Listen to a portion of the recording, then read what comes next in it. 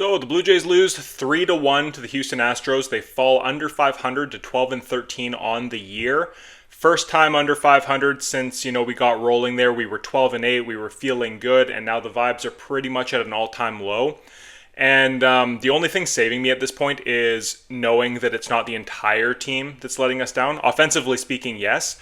But seeing how good the pitching has been and how good the bullpen has been, like the whole pitching staff in general. We've got the starters, we've got the bullpen, we've got solid team defense. That's still giving me hope because I do know you can win a lot of games playing that brand of defense.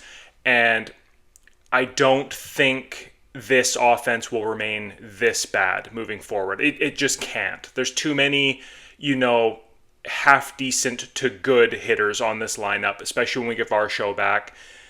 Some tough decisions are going to have to be made about Wagner and Rodin, and if you want to give other guys a shot. I know people have been bringing up Clase, but he's so young, and while he brings the speed, which I like, I do think he'll ultimately work his way onto the squad, either at the end of this year or next. He also doesn't provide a lot of power either, so he's kind of lacking in what we need, but he is an exciting offensive piece. I'm not going to break down the game too much because it's just there's nothing to recap. We don't get any hits. We don't score any runs. We let up 3 runs at the start of the game in the second inning, and that pretty much felt like the end of it. It was the bottom of the second when Walker led off with a home run. Diaz then tripled. They get bases loaded with 1 out. Alvarez hits a sac fly that looked like a grand slam off the bat, but luckily it wasn't. It made it 3-0 Astros, and then Paredes grounds out. So we get out of it without, too much damage.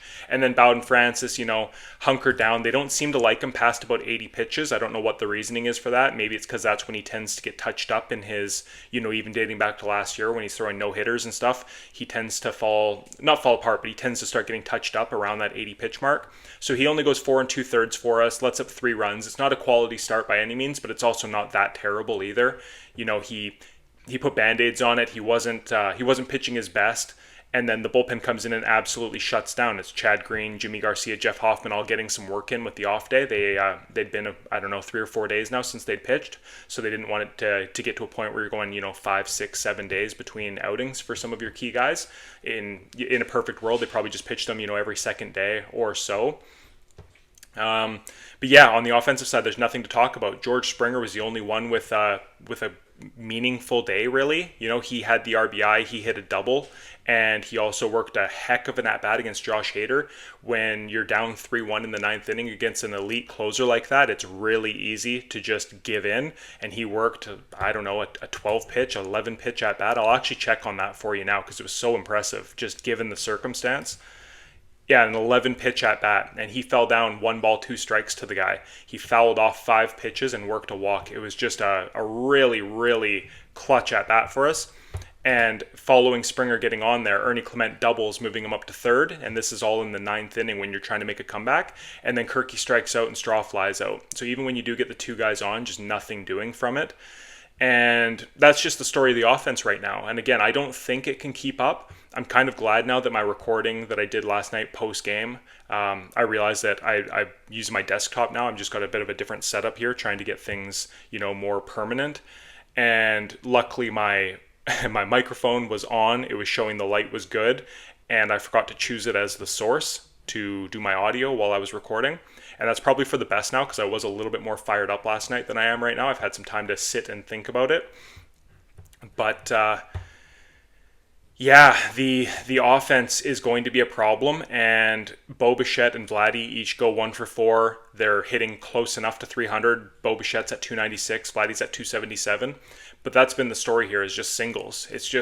It's not enough. Santander went 0 for 3 and looked awful again, and we're just having to believe that he's the slow starter and he's just going to go, he's going to go off basically in the next couple of weeks here once the weather starts getting to warm and he gets a few more reps. I don't know why, when a guy's that slow of a starter year in, year out, I don't know what the reason for that is, whether they just need a certain amount of reps to get going or whether they just don't like the weather, whatever it is, just takes him time to get his timing down.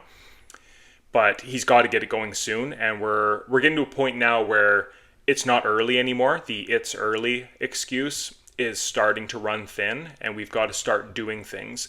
And it's not fair on the guys like Andres Jimenez and maybe Kirky to a lesser extent. But the Will Wagners, the Alan Rodens, they're not doing well, and they are catching a lot of heat right now, which is partially definitely deserved. But Andres Jimenez is not a power bat. He is not a cleanup hitter. He's not going to OPS over 800, I wouldn't think. But what he is doing, he's providing good defense. He's getting on base somewhat. But every time he's on base, he's trying to steal a base. He's trying to create something. So, yeah, he's miscast in the middle of an order right now for sure.